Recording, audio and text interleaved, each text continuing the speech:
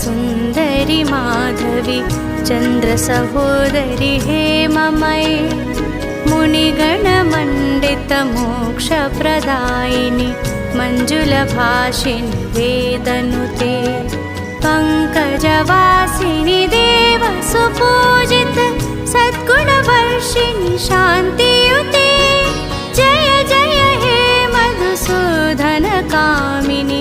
आदिलक्ष्मि सदा पालय माम्।